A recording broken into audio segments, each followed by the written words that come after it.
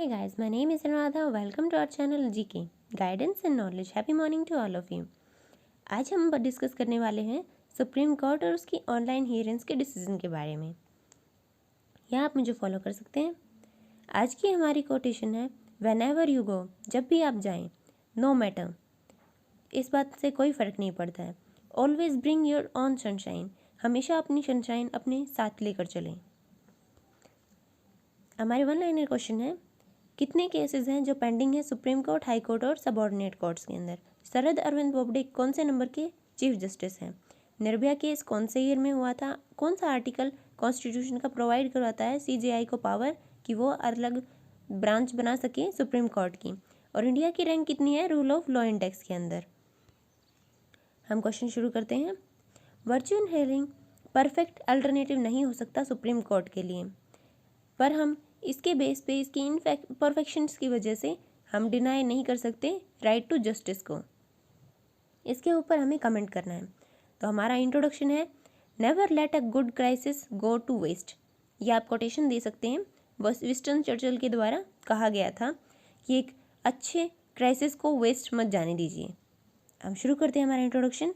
Judiciary is the third pillar. Judiciary third pillar है democracy का, तो ये सबके लिए एक्सेसिबल होनी चाहिए, क्योंकि ministry of law and justice के द्वारा बताया गया है कि इंडिया के अंदर 4 करोड़ केसेस पेंडिंग है supreme court, high court and subordinate courts के अंदर। कोविड-19 पैंडेमिक ने और लॉकडाउन ने ऐसी सिचुएशन क्रिएट कर दी जिसकी वजह से शरद अरविंद बोबडे जो चीफ जस्टिस ऑफ इंडिया हैं, करंट कौन से नंबर के चीफ जस्टिस ऑफ इंडिया बताइए, तो डिसीजन लिया है ऑनलाइन हियरिंग का और केसेस की जजमेंट देने का। ये डायग्राम है जिससे आप दिखा सकते हैं कि कितने सारे पेंडिंग केसेस हैं। इसे आप आंसर राइटिंग में यूज़ कर सकते हैं। ऑनलाइन हियरिंग के बेनिफिट्स क्या हैं। ये रिड्यूस कर सकता है कॉस्ट को, ट्रैवल की, होम की और फूड की। एक्सेसिबल हो सकता है सभी के लिए, एक सिंगल पॉइंट आप ऑनलाइन किसी के भी बारे में आसानी से, किसी भी केस के बारे में आसानी से जान सकते हैं। जजेस और कोर्ट पर्सनल हैं, उनकी जो वर्क फ्लो है और टूल्स है उसको ऑप्टिमाइज कर सकता है, यूज़ कर सकता है। ये रिड्यूस कर सकता है जो गवर्नमेंट की लिटिगेशंस के हैं उनकी डिले को, बर्डन कम कर सकता है क्योंकि ये फास्ट जजमेंट देने में हेल्पफुल होगा। पुलिस भी एफिशिएंटली शेयर कर सकती है और एक्सेस कर सकती है इन्फॉर्मेशन को। ये प्रिजनर्स और जुडिशरी के बीच के कम्युनिकेशन को बढ़ा सकता है। ऑनलाइन हियरिंग है, इसकी वजह से हम ऑनलाइन हियरिंग की वजह से हम पेपर्स को सेव कर सकते हैं और पेपर हमारा ट्री से बनता है, तो पेपर की यूज़ कम होगा तो ट्री भी कम कटेंगे, तो हम अल्टीमेटली इन्वायरमेंट को भी सेव कर पाएंगे।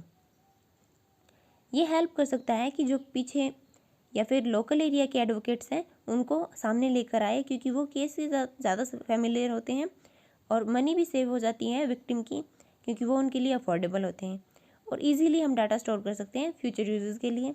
इसके चैलेंजेस क्या क्या हो सकते हैं, मैं ये नहीं बोल रही कि मैंने डाले हैं सिर्फ वही चैलेंजेस डालिए, आप अपने हिसाब से डाल सकते हैं, लेकिन ये ओवरव्यू है कि आप ये इंक्लूड कर सकते हैं। हम शुरू करते हैं चैलेंजेस को।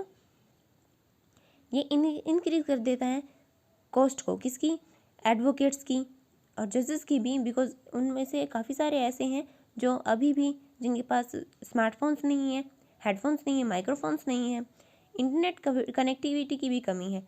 हम देख सकते हैं कि जो डिफरेंस बोला जाता है इंडिया और भारत के बीच में, कंसर्न्स है प्राइवेसी को लेकर, क्योंकि जो हैकर्स हैं वो हैक कर सकते हैं क्लासिफाइड इन्फॉर्मेशन को या फिर किसी भी सेंसिटिव केस की इन्फॉर्मेशन को।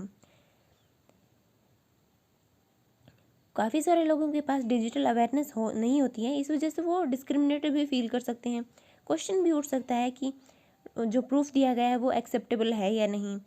इंफ्रास्ट्रक्चर की कमी है ऑनलाइन हियरिंग की कमी के अंदर। हमारा वे फॉरवर्ड क्या होगा, स्ट्रॉन्ग डाटा प्रोटेक्शन लॉ की ज़रूरत है प्राइवेसी को प्रोटेक्ट करने के लिए। स्ट्रॉन्ग और प्रॉपर इंफ्रास्ट्रक्चर बनाना होगा ऑनलाइन हियरिंग के लिए। स्ट्रॉन्ग इंटरनेट कनेक्टिविटी की ज़रूरत है। प्रॉपर ट्रेनिंग और पुलिस और कोर्ट पर्सनल की ज़रूरत है ताकि वो हैंडल कर सके ऑनलाइन हियरिंग को। फॉलो करनी चाहिए रिकमेंडेशन माधव मेनन कमेटी और लॉ कमीशन की। ऑनलाइन हियरिंग के यूज़ से हमें ऑनलाइन हियरिंग का यूज़ करना चाहिए क्योंकि वो केसेस को फास्टली रिजॉल्व कर सकता है, क्योंकि हम देख सकते हैं कि justice delayed is justice denied. न्याय में देरी होना न्याय न होने के बराबर होता है। हम देख सकते हैं कि निर्भया के केस में ऑलमोस्ट 7 to 8 ईयर्स लग गए।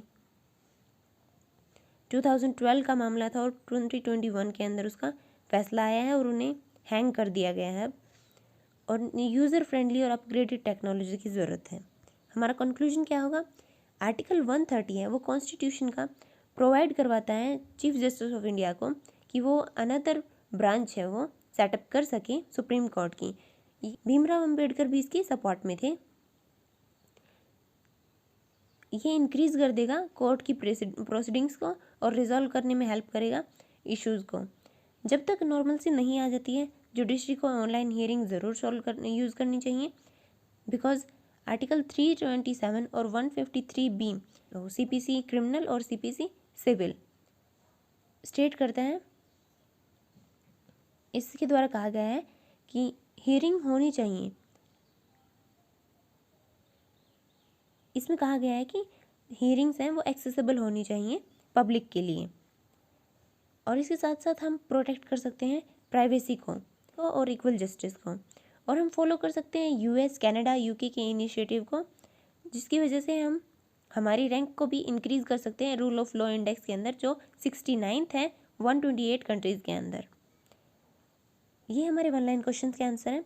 4 करोड़ केसेस पेंडिंग है supreme court, high court and subordinate courts में।